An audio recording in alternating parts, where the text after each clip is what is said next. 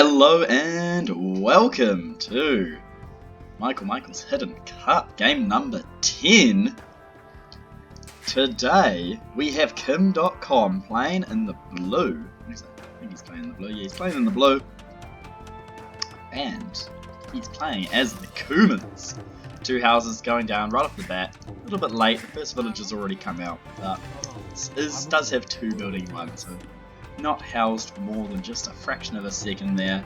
Over on the other side of the map we have John Key playing as the Mongols. So Cumans versus Mongols this game. We've seen both of these civilizations before, and we've seen both these civilizations win before. So this could be a little bit of an exciting matchup. Cows! John Key is exclaiming in all chat, cows. So for those who don't know, sheep are usually the herdables you get, but sometimes you are blessed. Blessed with the cows. They got these cute little dangly bells. They moo. Kim Dotcom moo. You beat me to it on that one actually, that's kind of rude. And they have 150 food instead of 100 food. And so on a map that generates cows randomly, you actually have a little bit of an extra food boost economy. And that's going to be a big... Kim Dotcom has to find his other two cows. That's going to be a big deal on this map, because as you know we're playing on Valley. And in the centre of this map, a lot of extra food, a lot of hunt, a lot of little shorefish that we can get to get those nice, fast castle times, or really just hammer in a lot of feudal aggression without having to invest a wood economy to support the farms. You can just go straight from the food, and this is a really good spot. Look at all these shorefish, 200 each. There's 1,000 food right there, and you can collect it very fast. John Key currently taunting his opponent. Got loom yet? He says. Ironically, he does, actually, John Key, so maybe you should shut your mouth and concentrate on your own economy. You do not have loom, so come on. Focus on the real things here, John Key. Your own stuff. He's going to lure a boar soon. Just one hit. When you're luring boars, one hit will make the boar follow you. Two hits will mean that when someone else hits it, it doesn't retarget to them. So you're retargeting to this villager here. Alright, so let's talk about the Mongols. Mongols, 40% hunt bonus, very, very powerful on this map. We've seen it before. We saw off the fast castle kind of strategy where you use your hunt bonus, you go to the centre of the map, you get some deer, and you get to the castle age very quickly. And while you're going up, you switch them to stone and you place a castle somewhere very important to guard the rest of your resources and pump out Mangudai and win the game. That's the Mongol strat for this map. At least that's one of the better ones they can do. On the other side we have the Cumans. Cumans, very powerful stable units. The stables work a little faster, I believe. Is it the Cumans who do the faster stable? No, sorry, the cavalry are literally faster, which is kind of handy. Yeah, so their scouts are faster, and they get faster and faster every age, and which means cavalry archer units are much easier to what we call micro, which is hit and run, and the humans doing the controlling. But also a couple of neat tricks up their sleeves. They can make another town centre in the feudal age, and they also have access to the siege workshop in the feudal age, which allows them to use rams in feudal aggression. So judged on the civ pick, it might look like a Cuman feudal, maybe we'll see it again, another town centre drop, or even just a feudal double town centre at home, but with lots and lots of feudal aggression and a forward siege workshop. On the Mongol player, try to deny that castle age, whilst the Mongol player will probably be opting for that fast castle. And this I disagree with. He's killing his cows. He should keep his cows safe, maybe by the wood line, because no one's going to be around to keep them safe, but he should keep them safe, and he should be moving to hunt. He's a Mongol player. The Mongol bonus does not apply to cows. These are not being hunted. They are herdable animals. He has taken in both his boars though, so very good, and he's going to stone a wee bit too early, to be honest. Let's talk a little bit about the map generation, because it's actually very interesting. Ooh, Kim Dotcom. He's waiting. Has he not scouted his boar? He knows exactly where his boars are. What are you doing? What's this plan? Maybe he's sending them all into the centre of the map to go for deer? It could be what the plan is. Okay, he's not opting for his boars, and this is a huge mistake. Your boars are the best source of income, food income. the start of the game, and this is a lot of wait time and walking time, which quite frankly is probably something Kim Dotcom can't afford against a Mongol player who has that hunt bonus. I mean, yeah, quickly talking about the map generation, it's very interesting. You notice, and instead of going straight through the middle of the map, this river is curving around the front over here, it comes down here, you can see it on the mini-map in the bottom right of the screen, curves through the centre, and it comes up here in this weird shape. And these weird shapes will be really handy. You can see the Mongol player, John Key, taking advantage of this. He's come to the side, a little bit of a more conspicuous, least conspicuous area, I should say. And I reckon this, and he's gone right for those shorefish. Fantastic to see. Someone's been watching the stream. They know that this is the fastest source of food. So maybe that's why they neglected the boar. Even then, I would have gotten the boar first before this. But I suppose if you're nice and early, too early to have the risk of any kind of aggression, I suppose. Everyone's still in the Dark Age.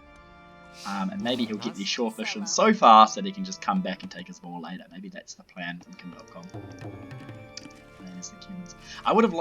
I would like to see Kim Dotcom coming up to this top right or top area of the map. It's so out of the way. It's very you know, and it's all this extra food. It's kind of just been laid on the side of Kim Dotcom's base for free.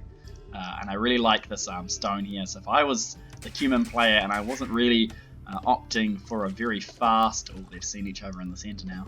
If I wasn't opting for a fast TC somewhere aggressive, I would definitely put a TC right here on this gold, wood, and these deer. And put another mill over here to get the rest of the deer. That would be such a strong play. A Ford Watchtower by John Key. He has just arrived at the Feudal Age. That Mongol hunt bonus taking the bonus there. He also has loom. Everyone's got loom. We're getting to a bit of a villager brawl here, and this is quite entertaining. That Watchtower is not going to go up, and John Key promptly deletes it. He doesn't think he's going to get away with that, and rightfully so. He only has 6 villagers here compared to there's a lot of villagers for Kim Dotcom.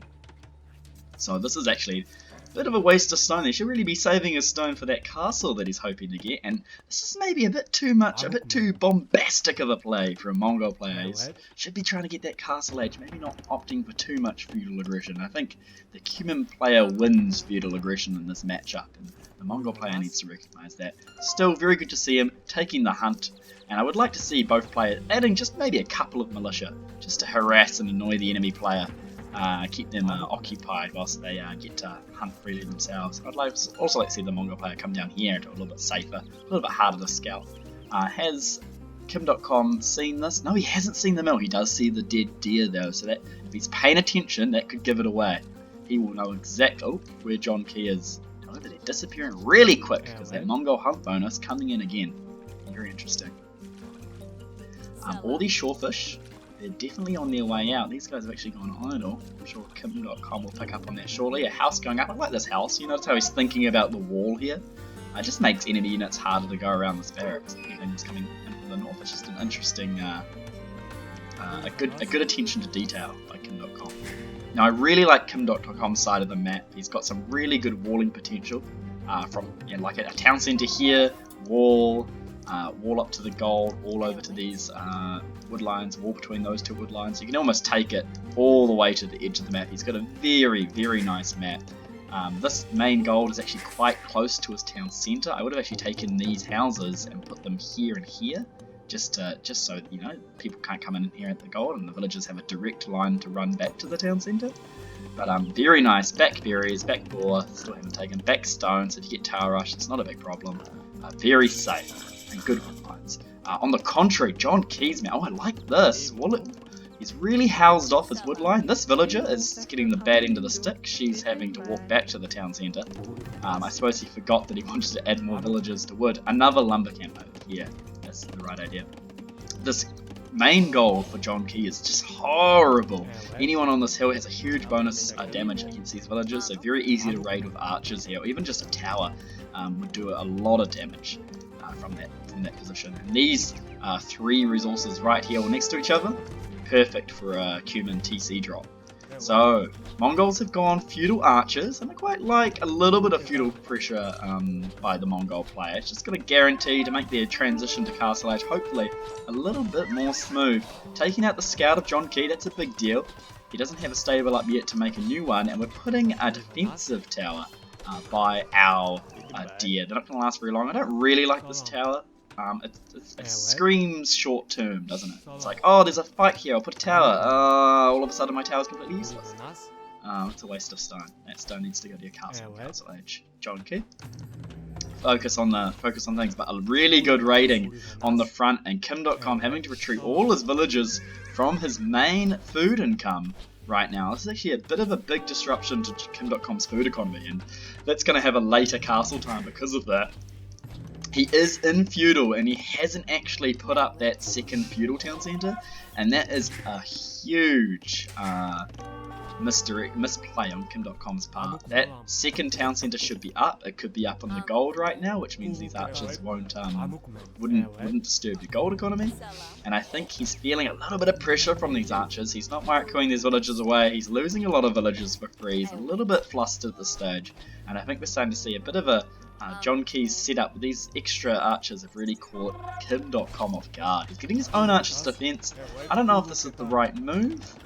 I would opt for skirmishes first, and I think we need more archery ranges in the back if we can afford it. We still have a wood economy. Ringing the town bell, not a good sign. It's not going to grab all the villagers like you want, and it's pulling some villagers off wood. He needs that wood for more archery ranges and more skirmishes and archers himself. You can't just have them coming out of the archery range one by one like this. As you've seen, 2 have died for free already, and you need to mass an army to approach the army of John Key.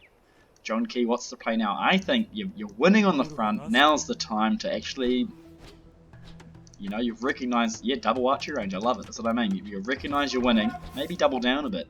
That's what I was trying to say. And I like this. I like this play.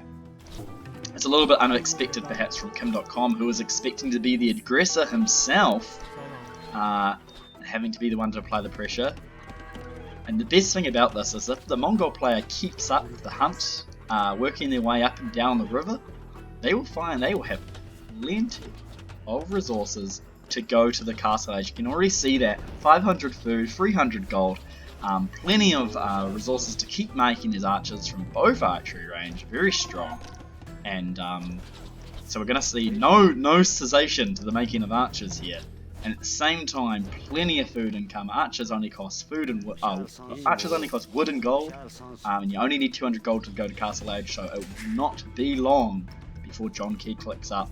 And what we should be really looking for right now is the villager discrepancy. And the Cuman player is only on a 22 villagers, and a big part of that was losing so many on the front in that big retreat earlier. And also they have not taken advantage of building a second town centre. It's like they haven't. Here come the balls, and now good for you didn't take those earlier, I suppose. Now you got another. Oh, not enough villagers on this war, and probably a little bit distracted by these archers on the front to retreat that villager getting attacked. But that's just another unfortunate villager death. We're now still on 22. We made a villager, we lost a villager. We're ringing the town bell again. Definitely need some skirmishes to help deal with this archer army. 4 skirmishes would actually scare this army off, and here we have them on the wood line, and it's looking more and more dire for Kim Dotcom. More and more dire as he's wondering what to do. This is a really nice wall off the front, very expensive, but it stops the archers from coming in that way. If only he had walled this very easy to wall tiny area here, and maybe put your second TC up here with a fantastic defense. But here, a lot of dead villagers on the wood line, and this game is almost looking certainly in the hands of John Key right now as he continues to farm. He's only 200 food away from going up to the castle age, and he's not taking the pedal off the villager production either. In fact, he should just get rid of these villagers and queued up in this town centre. He's got 4 in there, and just go straight for the castle age right now. And he's queued it up. He's going to get the next 2 villagers. He's in no rush. Feeling very confident right now, John Key, as he has complete control of the main gold of Kim Dotcom. A real shame. Kim Dotcom's map was so defensible, and you can see he started it, but he was maybe a bit too greedy in the centre of the map, or didn't think to defend this properly. Even a single of his own tower would go well right now. Insane towers. We already have John Key coming forward to Ford towers. Again, this is 250 stone right here, and he's got 369 in the bank. 69 is nice. This would be better off deleting these 2 towers. You're about to hit castle age. It's just started researching now. Give it a couple of minutes and drop a castle right here and tell Kim Dotcom to resign. That would have been the real play, but no, we're going to go for a little bit of a tower rush. some of these archers are finally getting good trades back on John Key's archers. These two archers finding themselves out of position. Still the main force to deal with down here. And I do not like Kim Dotcom's chances of dealing with this without making his own skirms. And he should be making skirms from the archery range. And does he have a blacksmith? He does not. So you need to get a blacksmith and upgrade your army. These archers from John Key, they have +1 damage and +1 range, and that has a huge effect, especially because they also have +1 armor as well. So without the +1, they only have 4 attack, which means, so if an unarmored archer hits another unarmored archer, they both do 4 damage to each other. However, with the +1 armor, they would upgraded archer of 4 attack would only do 3 attack each archer, so minuses in that way. It's a big move, and 2 more archery range for John Key. He's really pumping out the production now. Kind of ironic because he isn't actually producing from these 2 as we speak. But I suppose when he remembers to get to those archery ranges, now we've finally made the switch to skirmishes, but it's a little bit too late now. Our eco is bleeding. We should have had that second town centre up a long time ago, Kim Dotcom. It would have really, that's the point of the Cumans. You put your second town centre up, and you use that to defend the other half of your ecos. And you food and wood, and you got your gold and wood somewhere else. That's a really shame to see. In the middle on the berries, a little bit of extra food here, but it's very easy to raid. I'm pretty sure that next army of archers, here it comes on in, and there's going to be a lot of dead villagers right here. Castle Age has come in for John Key. Everything going very well. Wheelbarrow on the way up. Very good to see. And all of these are about to come. There they go. Crossbows. And these villagers are not going to have a very good time getting back to the town centre now. Very scary, very powerful. And here's the castle to end the game, coming forward, and it's going to be completely. I don't think John Key realises that this big wall. He might actually delete this and put it here by the towers, I'd imagine. Might want to risk his villagers going around the side of that. Who's building this? Oh, it's these villagers. Okay, they're just going to walk around and come up this way. He does have. I would actually put it here, right in front of. I wouldn't worry about these little. I don't know what he's. I would put it here. Much more intimidating. It's not like there's anything that Kim Dotcom can do. Very, very powerful play by the Mongol player here, showing us that you don't just have to turtle and try to get to Castle Age as fast as possible. You can do your own aggression on the river too. All that extra food means that your wood and gold economies can be well balanced. You get a lot more wood and gold than your opponent by having less villagers on food in general and keeping that villager production going. And so now we'll see this castle coming from the front. Plenty of production of crossbows. Very, very convincing game. And there's that second town centre, and it hurts me so much for him to do it now, because he could have done it back when there were 2 archers. He could have done it back when there were 2 archers. He was in feudal age at that time. And it's just too late at this stage. These crossbows don't have ballistics yet. They can't quite hit moving targets, but they'll get there one day when John Key gets a university. And here comes the siege workshop. Almost unnecessary at this stage. This will be to make a mangonel, and the mangonel can outrange the town centre. Not that that matters. This castle will take it out first, but the mangonel will certainly kill the other town centre. And it's been scouted by John Key too. He knows this is happening, and he's not going to let it go up. I don't think. And these crossbows are there for that exact purpose. There goes. If Kim Dotcom thought he had any chance at this game, there it goes. With the smoke, there's very powerful crossbowmen. More villagers panic trying to get to this other town centre, but there's crossbows in the way. There's crossbows there, and this game is well and truly over. Just a little bit outplayed here on the speed, and really gaining a huge advantage after basically taking full control of Kim Dotcom's food economy. When the whole economy had to move, there wasn't a very smooth transition for Kim Dotcom, and he lost a lot of villagers, and he let his, because he had a lack of food, he had let the villager making go a bit and started to fall behind. Didn't make the right transition out of the archery range. Should have gone straight for skirmishes as soon as he saw the archers, or even put down his own stable and used scouts. Scouts would have worked really, really well in this instance, especially because of all the extra deer on the map. So scouts would have moved that food economy up here, gotten the rest of this deer. It's not like he hasn't scouted it, I believe. If we go to his point of view, We can see, yeah, he knows it's there. Main town centre going down. This battering ram is superfluous at this point. This castle did all the work, and I don't know why Kim Dotcom gonna make me work for it, huh? Says John Key. I don't know why Kim Dotcom's still playing. I don't even know if he has a villager left. So, John Key definitely doesn't know that all he really has to kill is his barracks, I believe. I don't think foundations count as final units, and these lumberjacks and stuff don't count either. But yeah, shame to see the wrong choices ultimately made by Kim Dotcom. Didn't switch to skirms fast enough, didn't put his food economy to a more safer spot, which he did know about, didn't opt for that town centre as early as possible, didn't take advantage of his civilization, and that is a culmination of all of those factors that actually led to his, John Key almost made it look easy, didn't it? He's added an extra TC for good measure. Good to see a little bit of castle proficiency from John Key. He kind of knows what's going on. He's just showing off a little bit at this stage, I think. Just proving I can play Castle Age too.